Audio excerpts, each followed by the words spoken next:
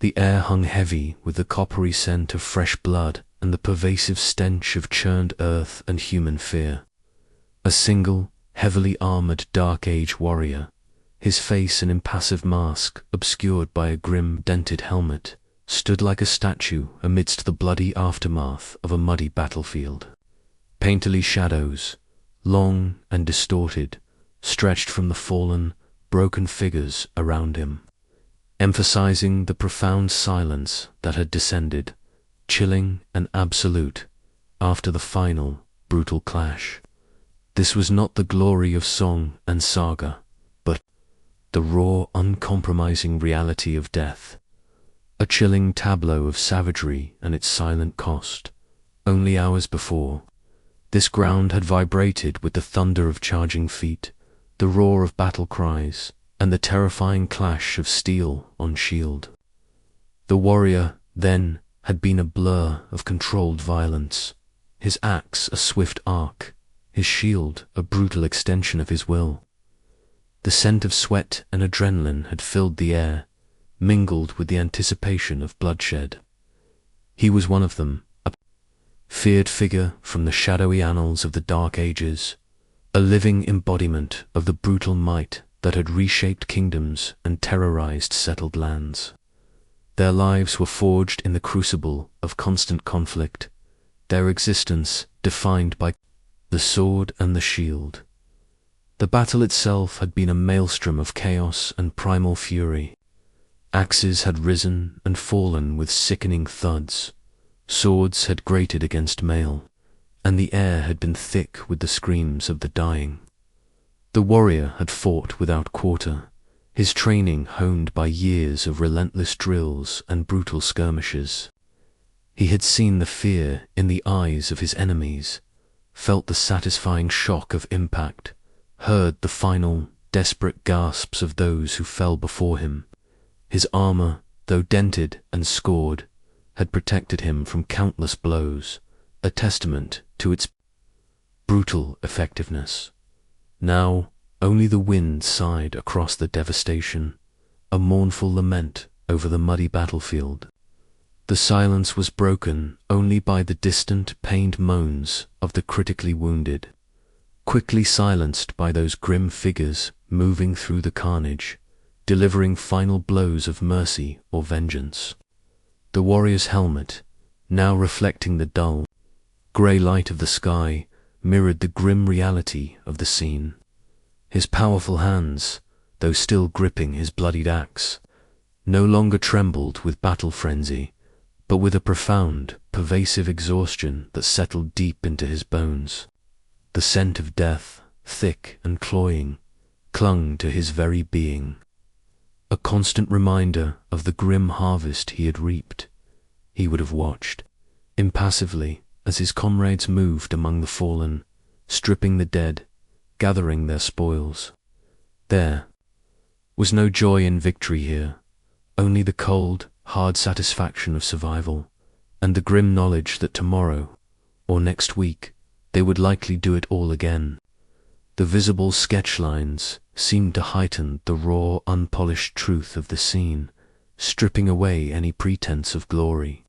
The pale light of the sky, reflecting off the pools of water and blood, transformed the landscape into a desolate tableau, a chilling testament to the utter brutality of their existence. The brutal truth was that these feared Dark Age warriors were not just mythical figures. They were men forged in an era of relentless violence, their lives a constant negotiation with death, their existence defined by the sword and the grim necessities of survival. There was no glory in this aftermath, only the cold, stark reality of a world consumed by conflict. And as the warrior turned, his heavy boots squelching in the mud, leaving behind the silence of the dead, the battlefield settled into its profound stillness, holding tight to the chilling secret of how men truly fought and died in the Dark Ages, a haunting testament to the shocking reality of their feared existence. The air crackled with a primal, savage energy, thick with the acrid scent of wood smoke and wild fury. Against the chaotic glow of a flaming longhouse, its timber walls consumed by the ravenous fire, a group of feared berserkers stood silhouetted, their forms grotesque and terrifying. Their eyes, visible even from a distance, glowed with an unholy battle frenzy, a madness that distorted their features and twisted their bodies. Visible sketch lines seemed to vibrate with the sheer, raw power of their terrifying presence, enhancing the savage energy that emanated from them, a chilling spectacle. Against a tumultuous, smoke-filled sky, this was not merely warfare. It was a terrifying unleashing of primal chaos, a glimpse into the heart of Dark Age terror. Only moments before, the longhouse had pulsed with the sounds of a peaceful evening laughter, the crackle of a hearth, fire, the murmur of conversations. But then the raiders had struck, swift and merciless, their battle cries shattering the night's tranquility. The villagers, caught unaware, had been thrown into panic, their screams mingling with the roar of the flames. These were not common warriors. These were the berserkers, legendary figures whispered about in terrified hushes across the lands, said to fight in a trance-like state, impervious to pain, driven by a divine madness. Their very name was a curse, a promise of utter devastation. Their ritual before battle was a chilling spectacle. Tales spoke of them consuming potent herbs, perhaps even hallucinogenic fungi, to induce their furious trance. They would shed their armor, fighting with bare chests, their only protection a primal rage that seemed to absorb blows. The scent of their own sweat and wild animal hides, combined with the acrid tang of blood, was said to precede them, a warning to all who faced their unbridled fury. Their movements were jerky, unnatural, their shouts not words, but guttural roars that struck terror into the hearts of their foes. Now their work was almost done. The longhouse, their target, was a blazing inferno, its timber frame collapsing with terrifying crashes. The chaotic, flaming backdrop cast dancing, grotesque shadows, making the berserkers appear even more demonic. Their weapons, great axes, massive swords, and heavy clubs, dripped with the grim reality of their recent slaughter. They moved among the few remaining villagers, like specters of vengeance, their eyes vacant, their faces contorted, driven by a frenzy that knew no mercy, no restraint. The screams of the dying, once loud, now faded to whimpers beneath the roaring flames. The air around them was thick with the scent of burning wood and flesh, a sickeningly sweet aroma that would forever be etched into the memory of any survivor. The raw power emanating from them was almost palpable, a terrifying force that transcended mere human strength. Their bare muscled chests, smeared with soot and blood, seemed to defy the heat, defying even death itself in their terrifying zeal. The muttering of their dark prayers, barely audible beneath the roar of the fire, spoke of a pact with primal forces, of a communion with the darker aspects of ancient gods. The brutal truth was that these berserkers were not just warriors. They were instruments of terror, their very humanity seemingly stripped away by a consuming rage. Their existence was a chilling reflection of the Dark Ages itself, savage, uncompromising, and steeped in a primal violence that shocked the sensibilities of even a brutal age. As the longhouse finally collapsed into a shower of sparks and embers, plunging the scene into a momentary, eerie darkness, the berserkers stood motionless, their eyes still burning, their terrifying power temporarily sated, leaving behind only the profound silence of devastation.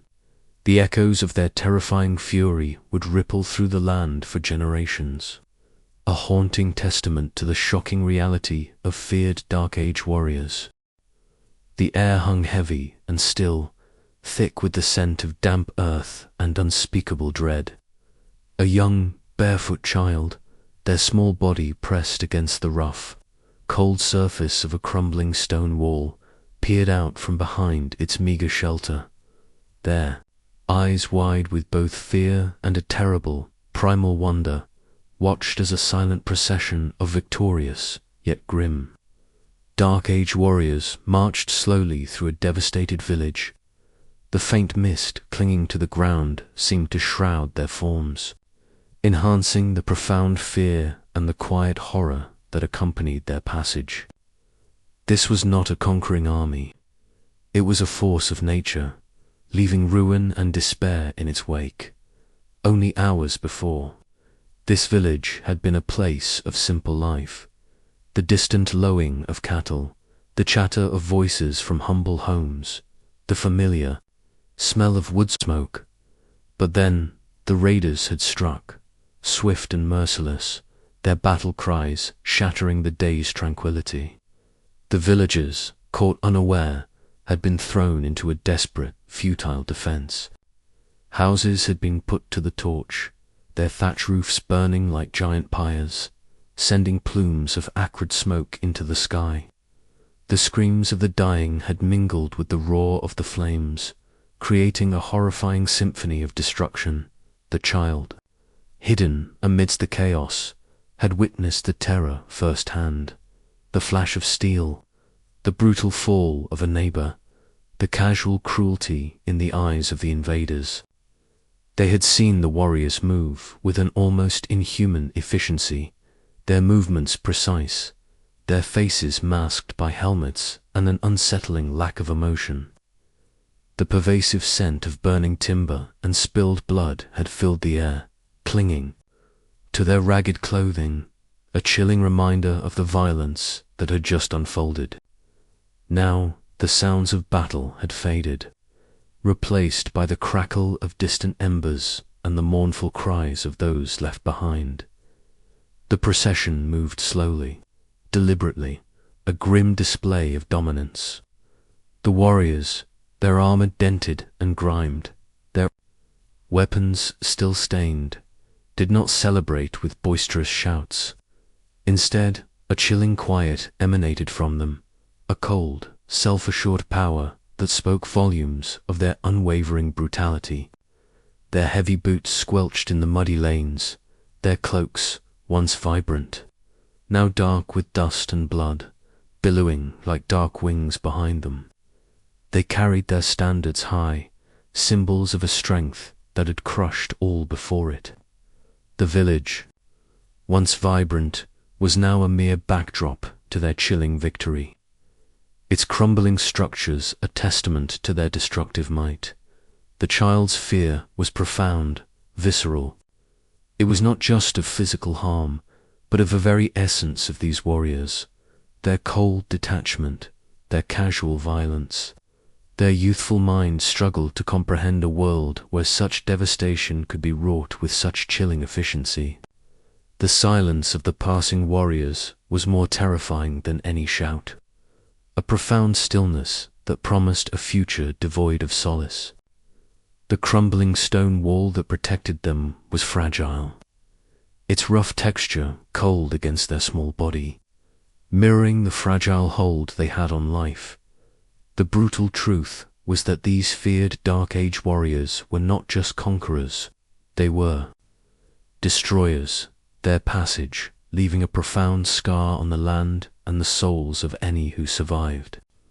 Their reality was one of uncompromising brutality, a constant cycle of violence that bred both terror and a chilling resilience. As the last warrior disappeared from view, their figures fading into the mist-shrouded distance, the child remained, hidden, their small body trembling, leaving behind only the profound silence of desolation and the indelible memory of the real horror that had marched through their lives, forever etched into the landscape of abandoned lands. The air in the smoke-filled longhouse was thick and heavy, carrying the pervasive scent of stale embers, animal hides, and the ghosts of forgotten feasts. A lone, aging warrior, his face a map of deep scars and profound weariness, sat hunched by a flickering fire, its light dancing across the rough-hewn timbers and the shadows of ancient memories. His eyes, though fixed on the dancing flames, seemed to gaze inward, reflecting a quiet moment of reflection, or perhaps a haunted memory that clung to his very soul. Around him, the rough textures of animal hides and crude weapons lay scattered, silent testaments to a life defined by conflict. This was not the battlefield, but the inner sanctum, where the true cost of their feared existence was quietly tallied. Once, this longhouse would have vibrated with the boisterous energy of feasting and storytelling.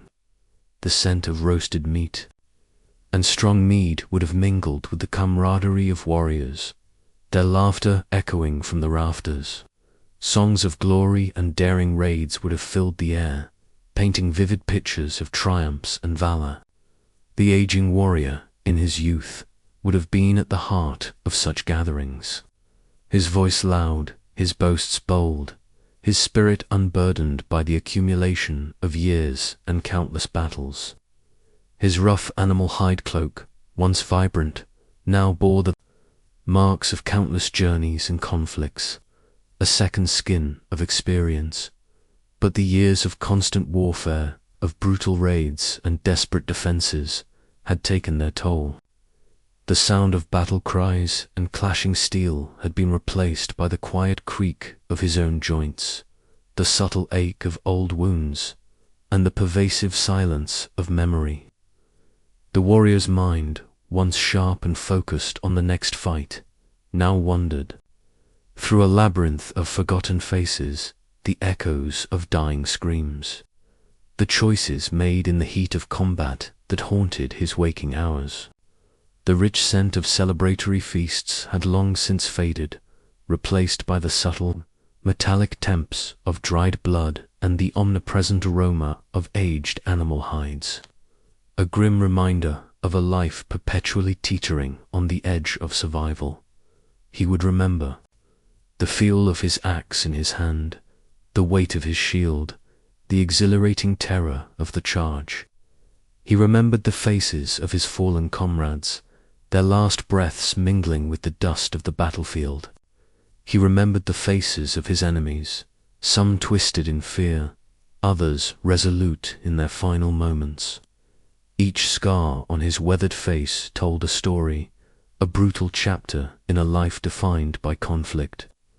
The flickering fire in the hearth, their only source of light and warmth, cast long, dancing shadows, distorting the simple implements around him, a crude iron cooking pot, a worn bone comb, a leather drinking horn, transforming them into spectral reminders of a life consumed by the sword, the crude weapons scattered around him, a heavy axe head, a blunted sword, a few worn arrows, were not merely tools. They were extensions of his very being, instruments of survival that had both given him life and taken it from countless others. Their rough textures, worn smooth by years of handling, whispered of untold violence. The animal hides on the floor, once the warm skins of freshly hunted beasts, now bore the accumulated grime and age of countless winters, a testament to his primal existence. The warrior, once feared by kings and commoners alike, was now a solitary figure, grappling with the profound emptiness that often accompanied a life lived solely for the fight. The brutal truth was that these feared Dark Age warriors, beneath their fearsome exterior, carried the crushing weight of their violent lives, their spirits haunted by the realities of their own brutality. Their existence was a stark reflection of a savage age, where survival demanded not just strength, but an unyielding capacity for violence, and the profound, enduring cost of that choice. As the last embers of the fire began to fade, plunging The longhouse into deeper shadow, the aging warrior remained, a silent sentinel to a life defined by the sword, leaving behind only the profound echoes of his haunted memories, a chilling testament to the shocking reality that lay beneath the fearsome reputation of feared Dark Age warriors. The air in the desolate, mist-shrouded forest clearing was thick with the scent of damp earth, decaying leaves, and something ancient, something profoundly unsettling. A sickly, greenish glow emanated from the center of the clearing, illuminating distorted figures engaged in a terrifying ritual, their forms barely discernible through the swirling vapor. Above, a blood-red moon, unnatural and malevolent, hung low in the sky, casting an ominous pall over the scene. This was not the known world. This was a hidden realm where the darker, spiritual side of their feared reputation was born, a horrifying, packed with forces best left undisturbed. These were the warriors whispered about in terrified hushes, those whose courage on the battlefield seemed to defy mortal limits, whose ferocity was unmatched. Legends spoke of their strange rituals, of communion with ancient, primal deities, of sacrifices made not just for victory, but for a profound, unsettling power. The scent of their bodies, mingled with the aroma of strange herbs and animal musk, was said to precede them, chilling the blood of those who encountered them. Their battle prowess, though undeniable, often came with a chilling edge of madness, a terrifying zeal that spoke of unnatural alliances. The ritual itself was shrouded in secrecy, performed under the cloak of night, far from the eyes of common men. It began with low, guttural chanting, a rhythmic sound that seemed to vibrate from the very earth beneath their feet. The warriors, their faces painted with primal symbols, would gather in a circle, their heavy cloaks barely concealing the raw, unsettling energy that thrummed within them. The air would grow colder, even on a warm night, and a profound silence, broken only by the chanting, would descend upon the clearing, as if the very forest held its breath in terrified anticipation. Then came the sacrifices, not of mere beasts, but often, so the terrifying legends said, of human captives, their screams absorbed by the hungry earth. The glow of a blood-red moon, an eerie, unnatural light, seemed to witness these dark acts, its malevolent gaze reflecting in the glazed eyes of the participants. The scent of fresh blood, thick and metallic, would mingle with the burning herbs, creating a potent, intoxicating miasma. The distorted figures, seen through the swirling mist, would writhe and contort, their movements unnatural, as if possessed by the very spirits they sought to invoke. Their weapons, axes, swords, would be ritually blessed, or perhaps cursed, imbued with a power that went beyond mere steel. The mist, thick and clinging, veiled their movements, offering both concealment and a chilling sense of profound isolation. It transformed the familiar landscape into a ghostly tableau, blurring the lines between reality and a terrifying, spiritual abyss. The very air seemed to crackle with an unseen tension, every rustle of leaves, every distant hoot of an owl, a potential sign of either their invoked deity or a warning from a horrified natural world. This was the source of their terrifying strength, their unnerving indifference to pain, their chilling ferocity in battle. The brutal truth was that these feared Dark Age warriors tapped into a dark, primordial force, their power born not just of martial skill, but of unspeakable rites and terrifying pacts. Their existence was a stark reflection of a savage age, where victory was sought through any means, even those that shattered the veil between worlds. As the ritual reached its terrifying crescendo, The mist-shrouded forest clearing settled back into its profound silence, holding tight to the chilling secret of the horrifying pacts made beneath the blood-red moon, a testament to the shocking reality of the dark, spiritual depths to which feared dark age warriors would descend to achieve their terrifying might. The air in the muddy encampment was thick with the pervasive reek of damp earth, unwashed bodies, and the simmering tension of triumph. A lone, defiant figure, a captured enemy lord, bound by thick ropes, was being dragged through the squalid chaos by grim-faced Dark Age warriors. His face, though bruised and bloodied, remained a mask of defiance, his eyes burning with an unyielding pride. The rough ground beneath his bare feet churned with mud and refuse, each step a testament to the brutal humiliation of his capture, and the oppressive atmosphere of their encampment conveyed the raw, uncompromising brutality of their justice. Only hours before, this lord might have commanded his own forces, stood proudly at the head of his men, confident in his strength.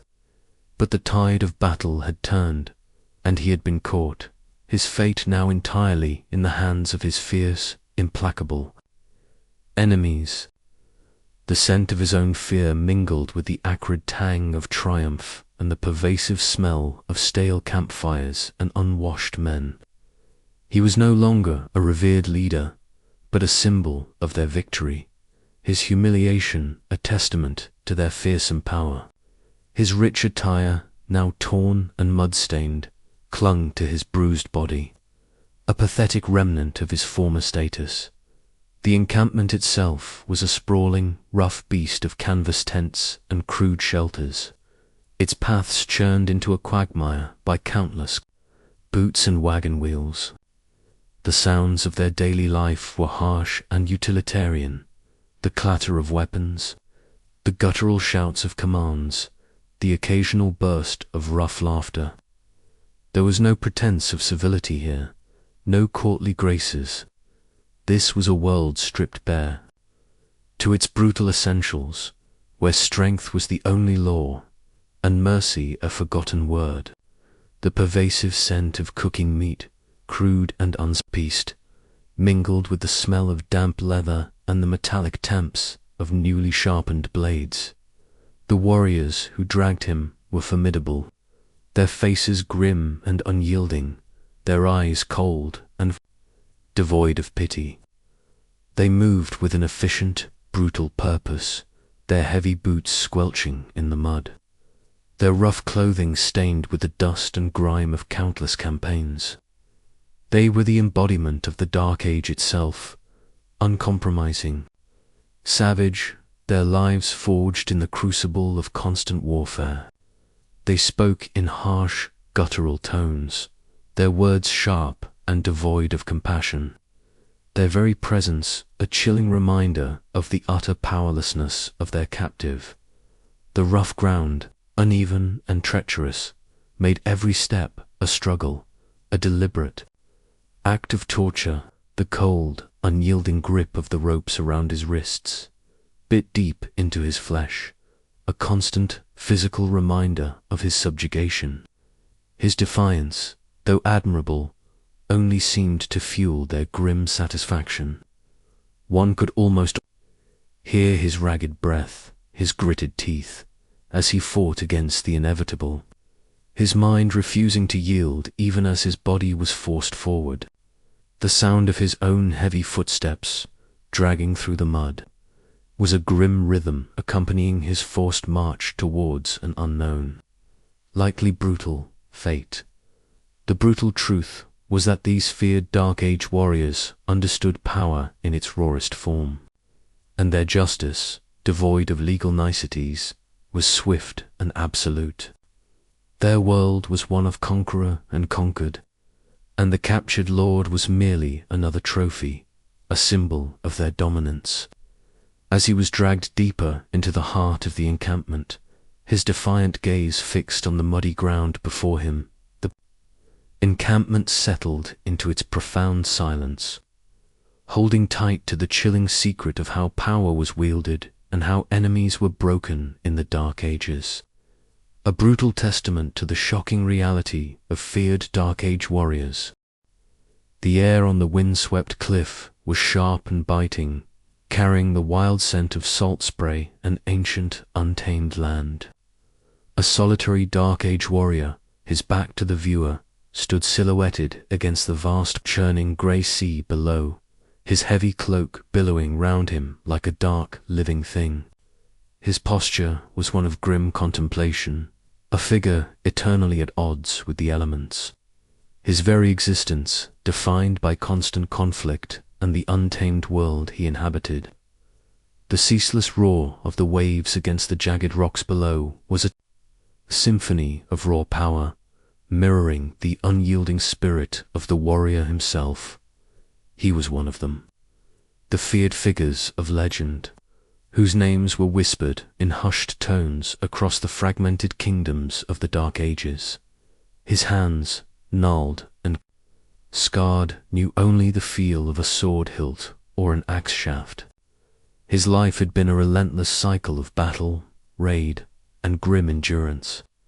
He had fought in countless skirmishes, faced down desperate foes, and witnessed the brutal realities of a world where might made right. The scent of sweat and blood, the acrid tang of fear, were as familiar to him as the salt on the wind. His youth had been a harsh training ground.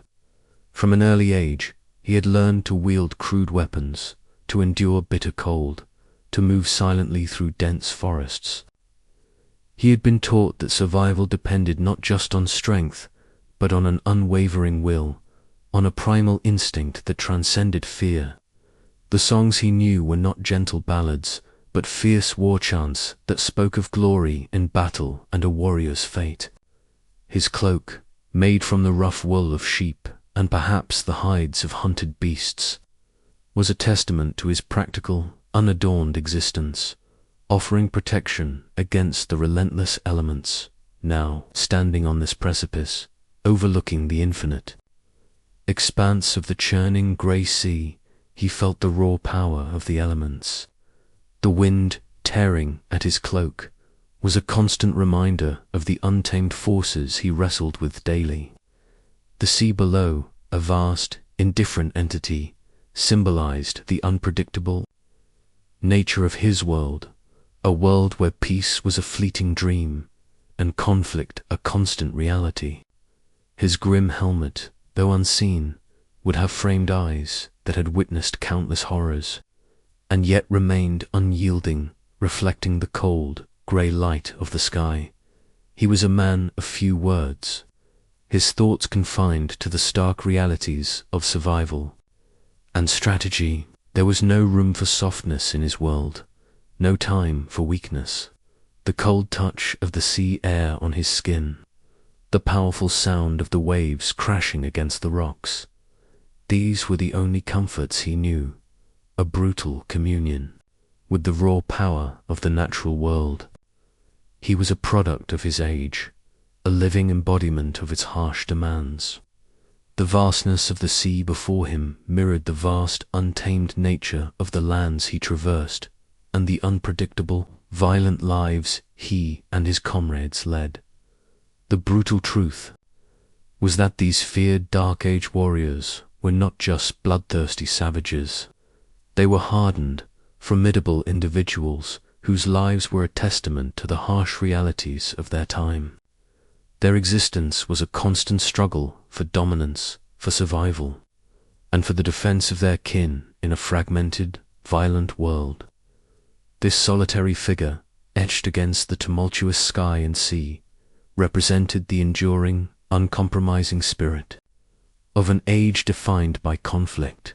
As the last light faded from the horizon, casting longer, more grotesque shadows that seemed to swallow his solitary form, the cliff settled into its profound silence, holding tight to the chilling secret of how men truly lived and endured in the Dark Ages, a haunting testament to the shocking reality of their feared existence.